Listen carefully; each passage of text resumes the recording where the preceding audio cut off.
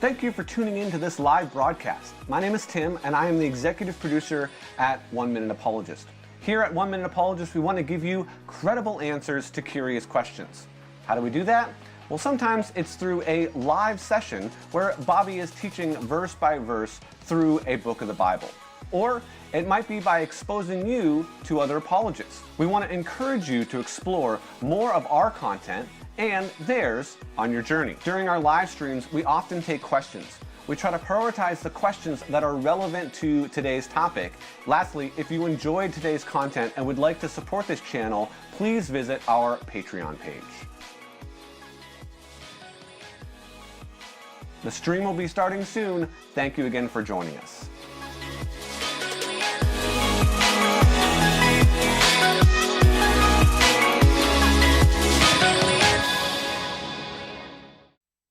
Well, welcome to tonight's live stream. My name is Tim Hall. I am the executive producer with One Minute Apologist. I wanted to just start this off by saying that Bobby has been slightly delayed. He was headed home from Pastor's Perspective, and there was an accident on the street. It wasn't him, thank God, but we pray for the people that maybe were in the accident because it has delayed him slightly. He is on his way. He will be here shortly. I got off the phone with him a few minutes ago, so we're expecting him any second. So while we wait, I want to kind of maybe set up the topic for today, talk a little bit more about what Bobby is going to be discussing. I think it's a very, very, very important topic. And as I'm doing that, I would love to know where you are watching from. So I already see here, we got some people from North Carolina that are watching.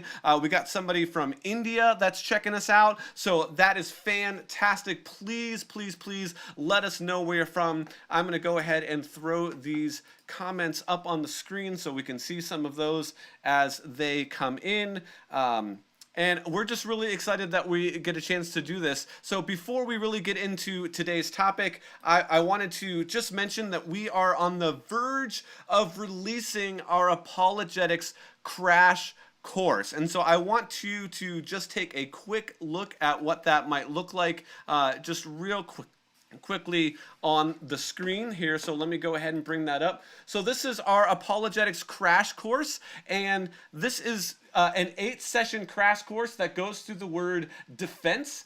And we have, kind of some added resources here, some different topics that Bobby goes through. It is a fantastic resource. We're excited to release that and to let everybody partake in that. What I need you to do is to make sure that you like our Facebook page and our Instagram page and follow us or subscribe on YouTube, because we will be releasing information about how to access that course on those avenues. And I think I heard Bobby just join us here. So Bobby, is that you, brother? What is up, my man? All right, there he is. Fantastic. Bobby has joined the stream.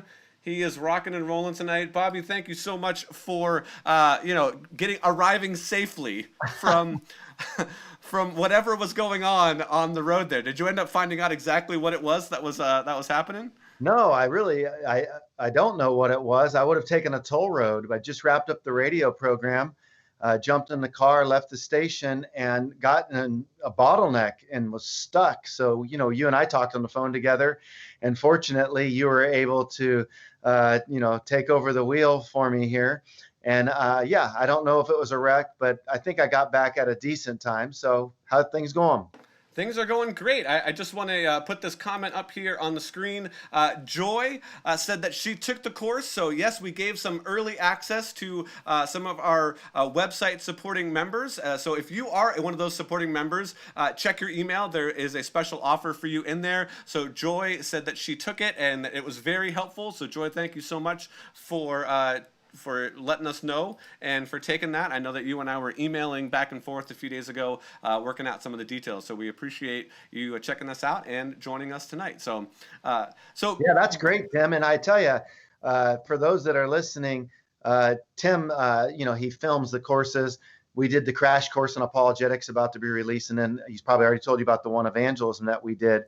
But the quality on the evangelism one, because we were in this church setting and stuff. So, Tim, you just crushed it. So I'm really looking forward to seeing that product come out. So I really am excited about these. So lots of courses coming in the future. Yes, definitely. Well, I appreciate that. Thank you so much. Yes, we got a chance to film it and be together last week when we were in Dallas at CIA, the Cross-Examined Instructors Academy, and we got a chance to film the evangelism crash course. So that's going to be a 7-part class. It was excellent. Bobby did a fantastic job. So as that is edited and completed and release it, I'm not going to put a date on it, right? Because I know from experience that as soon as you put a date on it, you're going to miss it, and then people are going to be upset. But it will be soon in the next few weeks here. We're looking to have that wrapped up and get it ready to go. So yeah, I'm excited about that evangelism course as well as when our is the apologetics course. one, Tim? When are you seeing that one being released to the public? Well, I'm hoping that next Monday, all of those that are watching it, again, if you follow us on Facebook, there should be a post that goes on Facebook with the link that people will be able to access that. It'll also be on our YouTube community page and on our Instagram as well. So I'm hoping that next Monday that should go up, and we should start slowly kind of trickling that out. We'll do kind of a soft launch is what we've done already. But if you definitely want to make sure that you know when that course is, you want to make sure you head on over to our website, oneminuteapologist.com. Wait just a couple seconds and a pop-up will come up. You can sign up for our email list, and everyone that's on that email list will make sure that they get an email with the link that they can go and sign up for the course. So yeah, that's really the best way to do that. So. Well, let's dive into our topic today. Again, we got people from Louisiana, we got people from Egypt, we got someone from Washington State. I mentioned earlier we got a few from North Carolina, from India checking us out. We are going to be discussing morality and whether it's objective and subjective. So these are kind of two sides of the same coin. People aren't really sure maybe what objective means or subjective means when it comes to morality. There's lots of discussion from philosophers and even lay philosophers in the atheist world. I'm sure if you're in this community watching YouTube videos, you've seen both Christians and atheists maybe discussing some of these things. If you're on Facebook at all, you have definitely seen memes or Facebook posts talking about morals, values, and duties. So we're going to kind of do what we do best, and we are going to try to make the complicated simple and hopefully whet your appetite a bit more by posing some questions to Bobby when it comes to this topic of morality. So let's go ahead and just dive right in here and start to work through some of these questions. So we'll go ahead with this first question here. And the first question is, science is this great methodology for discovering parts of our reality, but one of the things that it can't discover is the immaterial. It's kind of limited. So if morals, values, and duties are themselves immaterial just by their very nature, what methodology would we use other than the scientific methodology to determine moral laws and duties? So, I mean, just because there are some things even in the world of scientific methodology that they can't see with the naked eye, it doesn't mean unless somebody's just some strict, ardent person sold out to scientism, which believes that science is the method that is used to basically learn everything that we know. That is such a radical viewpoint, but the scientific method can be a great tool.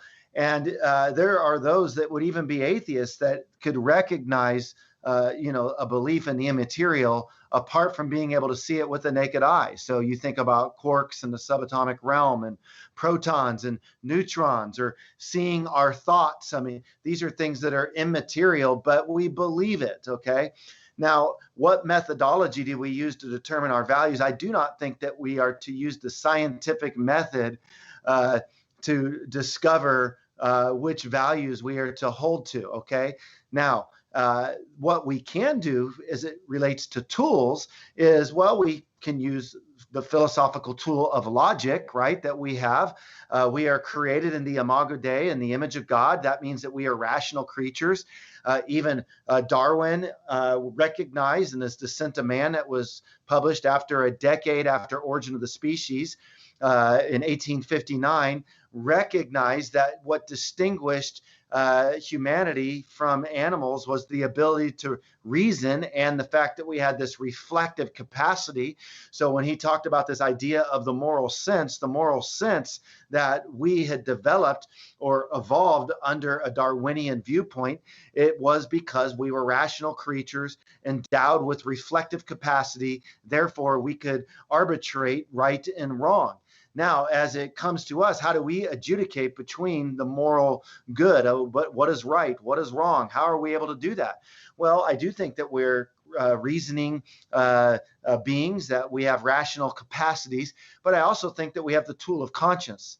Romans chapter 2 tells us that God's moral law has been written on our heart.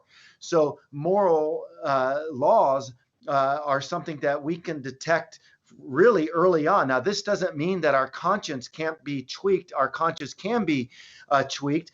Number one, we know that we're created in the image of God, Genesis 1:26, but we know that the Imago Dei at Genesis 3 experienced a catastrophe with the fall. Now, we did not lose the Imago Dei, our ability to reflect the image of God. It wasn't erased, but it has been effaced. And so we do not perfectly dispense of what is right and what is wrong, because we are in a fallen world. And yet that doesn't mean we can't detect it. God's moral law is written on our heart. And the conscience is an instrument that can be sharpened. And it can be sharpened as we obey it, as we seek to comply with it. We can become more attuned to it. And it's also something that can be seared, so to speak. We can deny it. We can, end up avoiding it. We can not pay any attention to it. And so it can be a tool that's useful to us, or we can drown it out if we choose to. And so in our creative state, we have a conscience that we can use as a tool. And we have philosophy, we have the laws of logic. And then as Christians, we are also extra benefited because we have special revelation. We have the scriptures. We have the Holy Spirit. And all of this comes along. But I would say, even if somebody's not a Christian, we know that according to Romans 2 and according to Romans 1:20, for none are going to be without excuse, right? Because of natural revelation, Psalm 19, Romans chapter 1.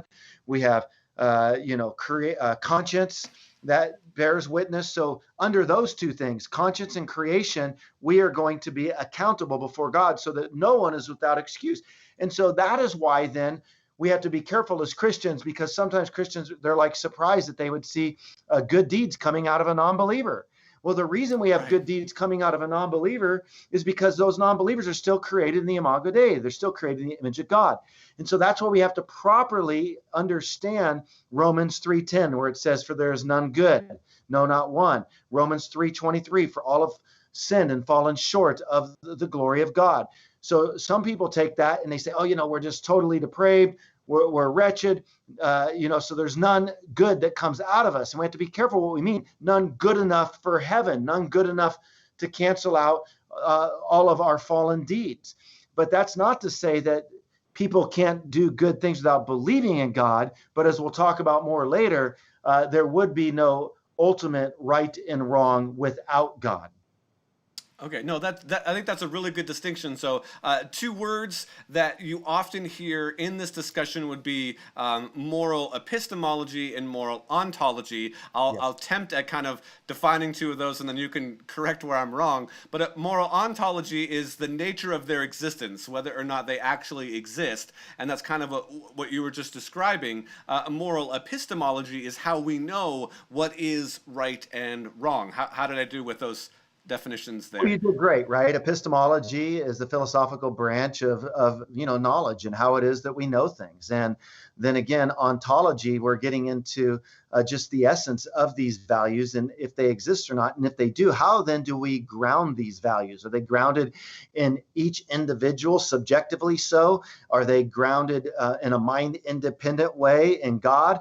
Are they grounded in the moral Platonic realm? Are these free-floating objects such as fairness and goodness? Do they exist independent of us? And are we to conform to this Platonic realm of values?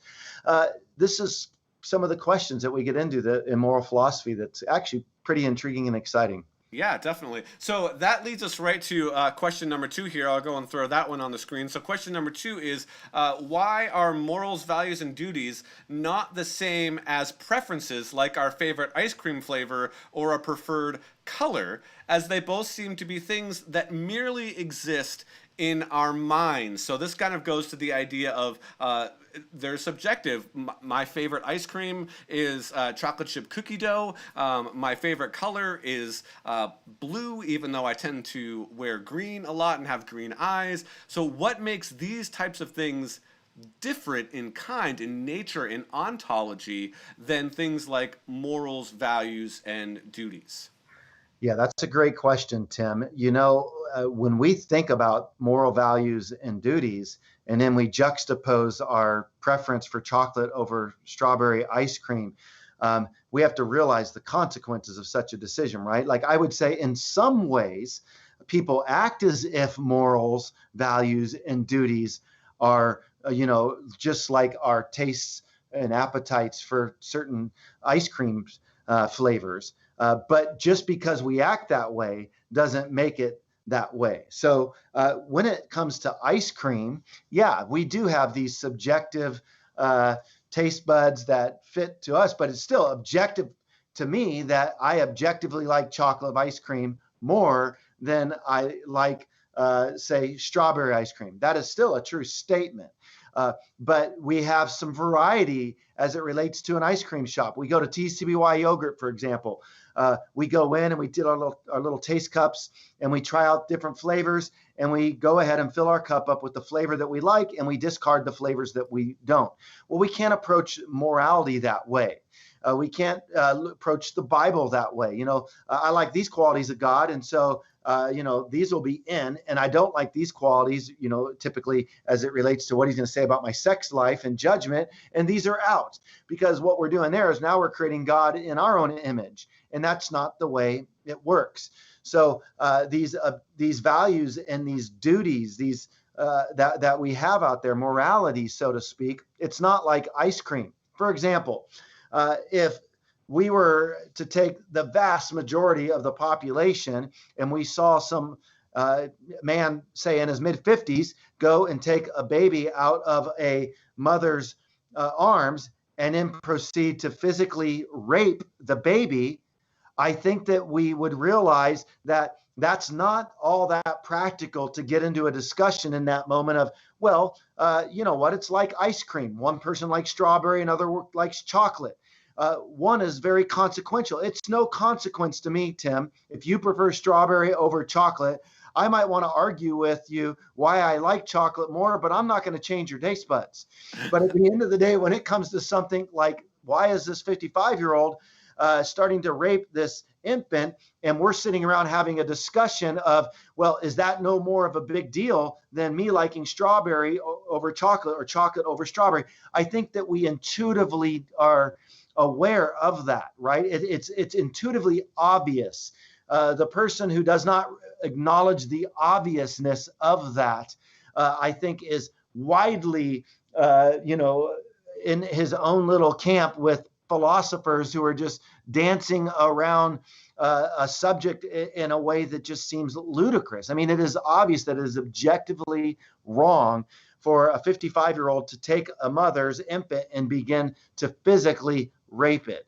And so we realize then that there is this sense of objective wrong and right. And why is that we recognize that? And I would say it's because we are built with a sense of right and wrong, that we were created this way by God, who made us in his image, and we are image bearers. And when we recognize things that whereby people aren't reflecting God's moral values, that we recognize that that's off and that is wrong. Now, here's the deal.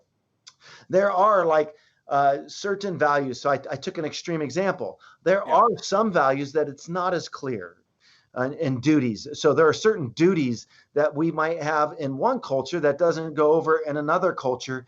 And that can be where some of the confusion kicks in for people. So I would want to say, I don't have to commit myself to a long list of of moral values, all I have to do is be able to say, if there's at least one moral value that's objective, then how am I going to account for that? And why is that there? And I want to be able to say that we can ground that in God. Now, it may seem like what you're saying is true, but we can point to lots of things that may be intuitive, but they're wrong. Things like it seems like the Earth is flat intuitively, but we know that that's completely incorrect. We have other evidences that demonstrate that the Earth is round. There's other things like the intuitive nature of the big being exactly like the small, but we know that there's many differences and limitations on the quantum realm and the teeny, teeny, teeny, tiny and the very, very, very large realm. So there's just some things like, see, I can't prove that I'm not, a brain in a vat being stimulated by some mad scientist to make me think that I'm 47 years old and I'm currently engaging in a conversation about objective versus subjective morality with Tim Hull because I was pre-programmed that way. I can't prove that beyond a shadow of a doubt, right? But it was like the whole area that Descartes, right? Ergo cogito sum, I think, therefore I am. And he set out to kind of, he starts doubting everything. And then the one thing he realized he can't doubt is his own existence, the fact that he's thinking, right? He even thought about this evil demon, as there's this evil demon that is just, deceived me into thinking the way that I do. And so I would say there are some things you can't just necessarily, prove, but I think that it seems far more obvious than the alternative, that there are some things that are objectively right and wrong. And so intuition doesn't automatically make something true just because you intuit something. Nevertheless, we are intuitive beings, right? And so we have to pay attention to our intuitions, our feelings, our instincts, our thoughts. All of this is very, very important. And so I think that when it comes to something like that idea, are we going to say that, no, that's not really objectively wrong for somebody to take an infant out of a mother's arms and physically rape it? Well, I mean, you might say it, but everything in your body is shouting that you've been duped. You're not speaking correctly here. Your feelings are sickened by it, unless you're some kind of a corrupt pedophile yourself. I think that it's painfully clear. Yeah, no, that's awesome. I think that clarification was extremely helpful. So let's go ahead and move on to our question number 3 here. Question number 3 is, and this is a good one because it leads right into this, what you were just talking about right there. So let me see if I can get to it here. Question number 3 is, if all claims, including those of morality, are filtered through our senses, doesn't that make them all subjective? So even the idea of morals, values, and duties, even the idea of the external world, they're all being filtered through our person as a subject. So therefore, they're all subjective claims. So when we're talking about morality being objective or subjective, we have to put it in the category of subjective because it's a claim to knowledge, and we're the subject. It's filtered through our own subjective views, and they're subjective. Everything's subjective, right? How do we respond to that? Well, that assumes that our senses are always subjective. And so I don't think that our senses are always subjective. If I sense, if I have the emotional sense of fear because somebody's coming after me with an axe, but nobody's coming after me with an axe, well, then that fear is irrational. But if somebody is coming after me with an axe and my senses are filled with the fear that somebody's coming after me with an axe, well, then my sense is being very objective. My sense of fear that I'm being chased by somebody with an axe, that's objective. That is to say that my senses correspond to reality. So that's what we have to do. This is where you get into a correspondence theory of truth, right? So if we think about that idea that all of our senses are just subjective and we can't trust our senses, well, if if I was to go out and start, you know, eating something that tasted horrific to me, like my dog defecated on the patio and I tried to have that for dinner, right? Exactly. What are you doing? You're aghast already. Everybody's senses is very objective that that's not right. Okay. I mean, case in point, I think I just, showed that. Tim, even in my research on the moral argument, I developed a moral argument from guilt. Yeah. And a lot Tell of us more about that. Yeah, a lot of people would challenge me on that, saying, well, guilt's subjective. And I'd say, well, it's not necessarily, it's not subjective always. How can I know that it's objective? Well, if I feel guilty, if I have guilty feelings and I feel guilty for having an affair on my wife, but I have not had an affair on my wife, then that's pseudo guilt. But if I feel guilty for having an affair on my wife, and I have in fact had an affair on my wife, then my guilty feelings correspond to a moral law that I have broken, right? Love your neighbor as yourself. Do not commit adultery, so to speak, right? A divine command from God, which in turn becomes a moral obligation to me. In the event that I fail to fulfill or make good on that moral obligation, I am rendered guilty. And so all we have to do as it relates to some of these things is we have to make sure that these things correspond to reality. So when it comes to guilt, I can work backwards from my guilt feelings, and I can go, hey, you know what? I feel guilty for X, for committing X. I committed X. Okay, therefore, my guilt corresponds to the reality that I violated this moral law. And then what can we learn about the nature of God from our guilt? Well, we can learn that God is personal, because when we are guilty, we've offended someone, and God is that eternal someone in whom we've offended. And so not only that, those who argue that, oh, well, how do we know we don't have some malevolent creator? Well, I think that guilt is a great argument to show the fact that God is telling us something about himself, that he cares about goodness, that he is good. When I feel pinged by guilt in my conscience, that is God getting my attention to say we have acted out of moral alignment with his divine prerogative for our life. And therefore, we can learn about God and some of the things that he does value. So if I feel guilty for lying, that is because God is a God of truth. If I feel guilty for murdering somebody, that's because God cares about life. And so I can learn about God. And there's so much that can be had there. This guilt is a universal experience, right? People on all the continents have experienced guilt. Well, what kind of a God would it require to hold us all accountable? It would require an all-knowing God, a good God, right? It would require a personal God. It would require a moral lawgiver. And that kind of God is fit then to hold us accountable. So starting then this whole discussion off with this sense of guilt, right? That's one of our senses. Starting with this sense of guilt, I've worked myself back to objective guilt, objective moral law, objective moral lawgiver. Okay, so no, I think that was great, and Bobby, I'm really, really, really excited to read and kind of work through this PhD that you've been working on for the last several months, and getting more into that. Moral philosophy is one of those areas that I am interested in, and that one of the reasons that I enjoyed having this conversation and suggested that we should have it. So that's awesome. Let's push this objective, subjective subject back one more step to our next question. And if God himself is a subject, does that mean that even if he is the grounding of morality, that it is then subjective? So because God is a subject, the morals and duties and values would be grounded in him, in himself. They would then be subjective because they're grounded in him and he's a subject. Is that, I'm going to go ahead and just put this on the screen here.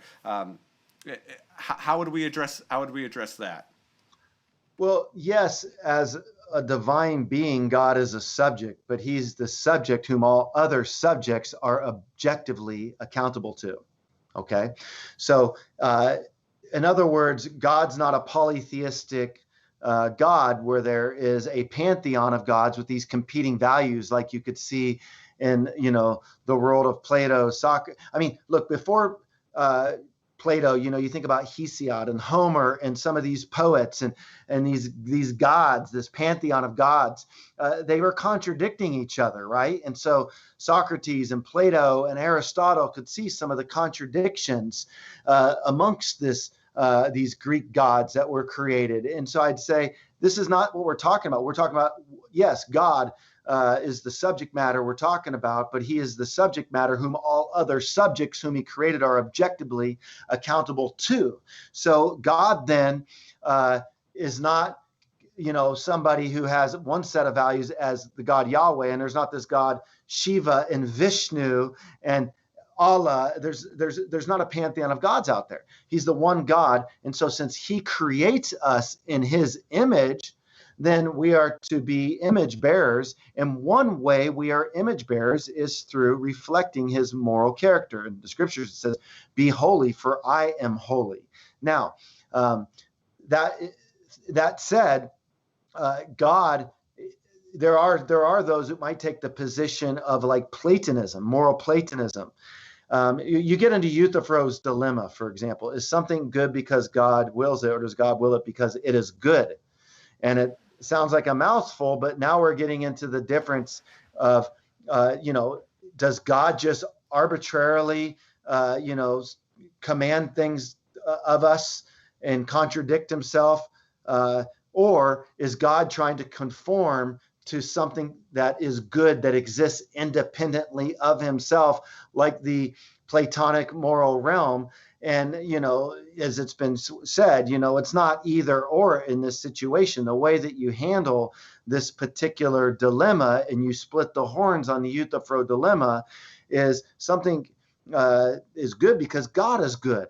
And God is the locus of all goodness, right? He, in his essence, in his nature, is good. And so out of his nature flow these divine commands that he gives to us that then in turn become our moral obligations. And that is what we are then held accountable to before God. So no, God, yes, he's a subject like I'm a subject, but the difference is if morals were just left to us as individuals with almost 8 billion people on planet Earth, you could potentially have 8 billion different ethics.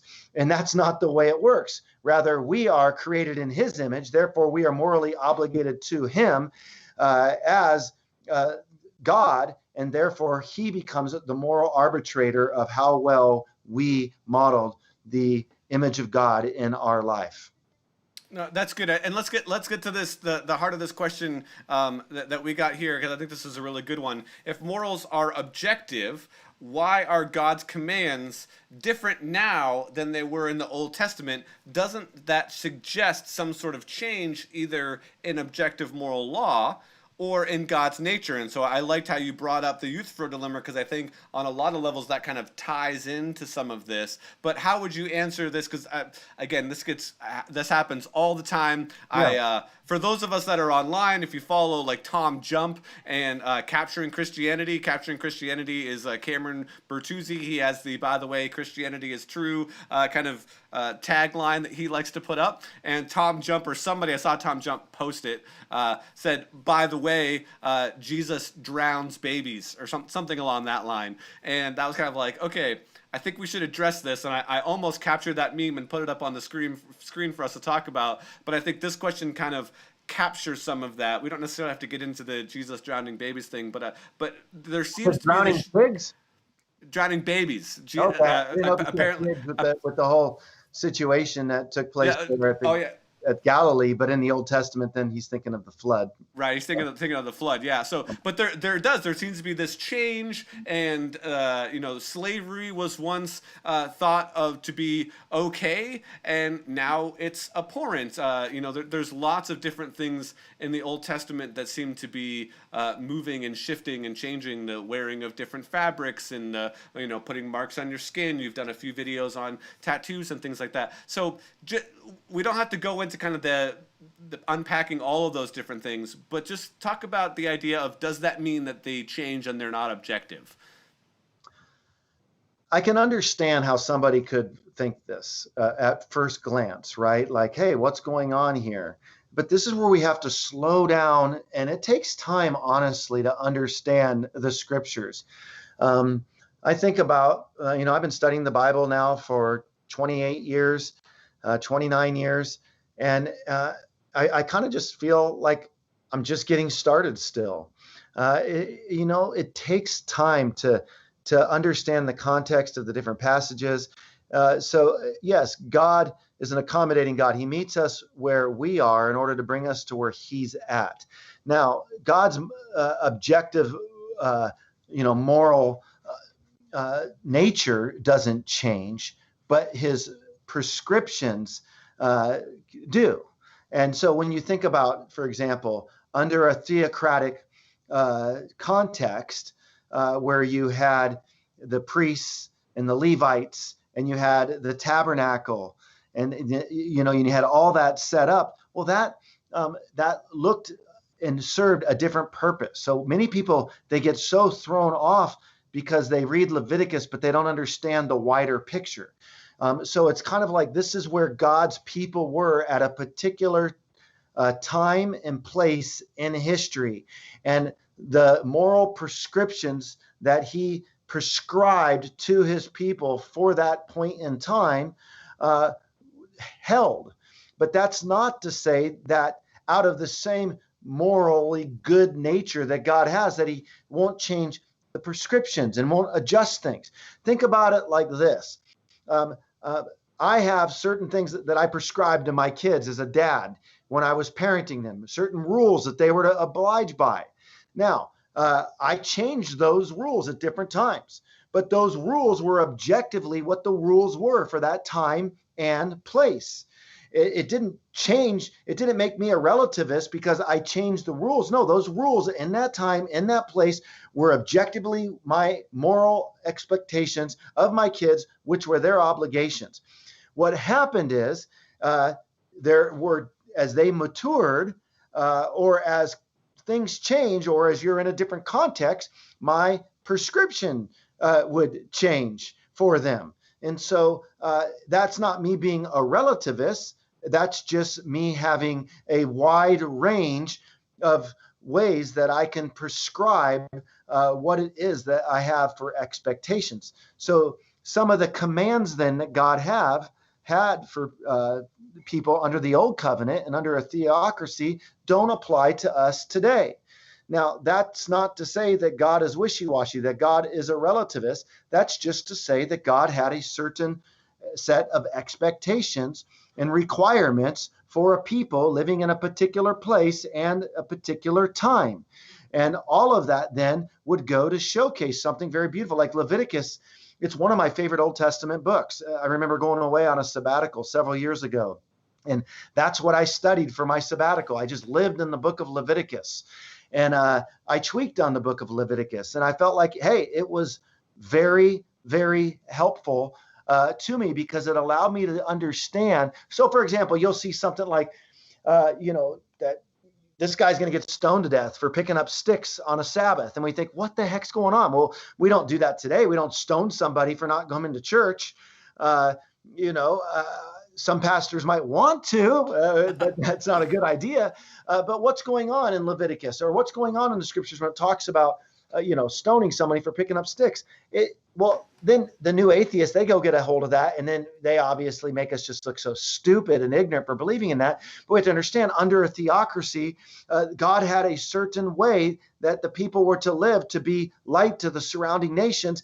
And if somebody was just going to adamantly go pick up sticks and not go by Sabbath, something that was so incredibly important to God's people at that time, in that place, it was basically like shaking their fist in the face of God and saying, you know what, we're going to live however we want, and we're going to seek to overturn the theocracy as it's been presented to us. And so basically these strict punishments were issued to be meted out on people who wanted to overturn the theocracy. And so God had a set of standards and that he expected people to live by, but we have to step back and understand the bigger picture. Yeah, the stakes were definitely high in that, and that's why I think we see some of what we see there in the Old Testament. Maybe just real quickly, again, in this theme of making complicated things simple, I've heard it said before that there were kind of maybe like different categories of laws in the Old Testament. There was kind of more of like a civil law and a ceremonial law, and then like a moral law. Is that something that you would kind of address as well? So the civil law is more for kind of day-to-day activities, kind of like speed limits and stuff like that we have. There was an equivalent to that in the Old Testament, and then there was like purification laws for the priests, but then there was also these moral laws which were kind of applicable to everybody, those outside Israel that God judged. Is that a way that you would parse that out as well? Yeah, I mean, some people can get uncomfortable with that kind of a distinction, but I don't personally, and I would even add in the dietary law. So take, for example, the dietary law, and then you see in Acts chapter 10 where Peter's on the rooftop and he hears the words, rise, kill, and eat, right? And he says, hey, I've never eaten anything unclean. In other words, I'm kosher in the way that I eat. And what does Jesus say? Don't call unclean what I have made clean. So in other words, even the dietary law served a purpose for a particular time and a particular place. And the purpose that it served was a lot about distinction between, holy and unholy, Gentile and Jew. And so this idea of, hey, don't call unholy what I've made holy. In other words, under the new covenant, this Abrahamic covenant that I gave, this promise to Abraham, it's really going to be able to be fulfilled as the gospel is taken to all nations. And so who knocks on the door just shortly after that? Right? Some servants from Cornelius's household, and he's a God-fearing Gentile. And now Gentiles are to be saved. So in other words, God is a great illustrator, and he would use a lot of stuff in an illustrative way.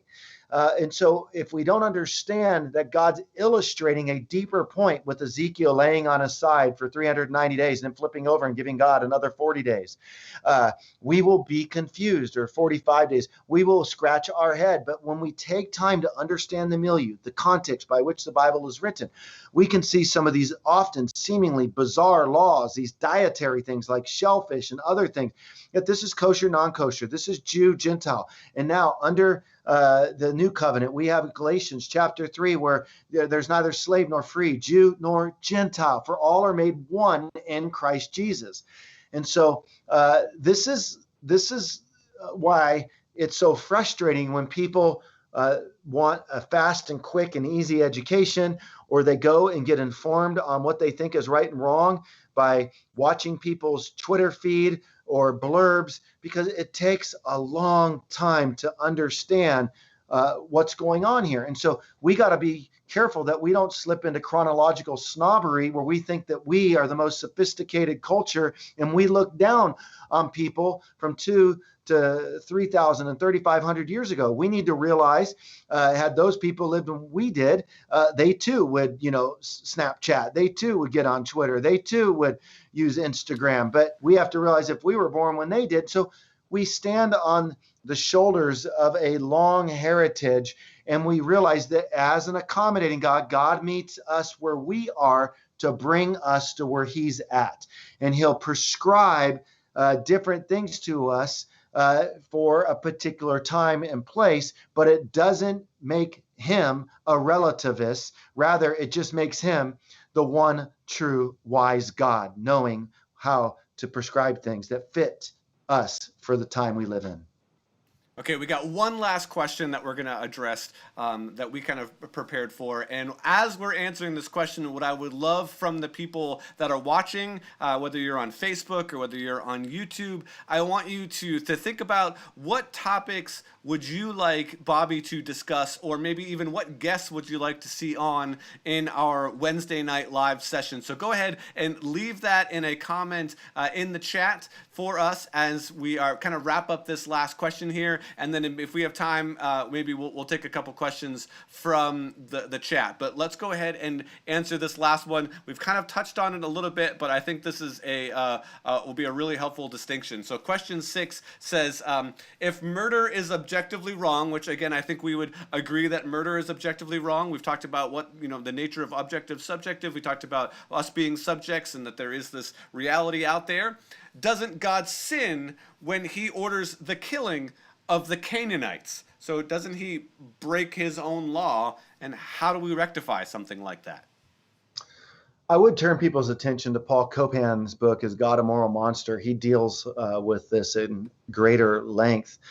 We do know when we look at the scriptures that God was patient with the Canaanites. In fact, we learn in the book of Genesis that he waited some 430 years for the sins of the Amorites to be full, which was one of the Canaanite groups. So God had been patient. Think about his patience even with Joshua in the early chapters of the book of Joshua. Each day they're walking around the wall, and then on the seventh day, 7 times. Were these people repenting? Were they turning? No, they were holding fast, right?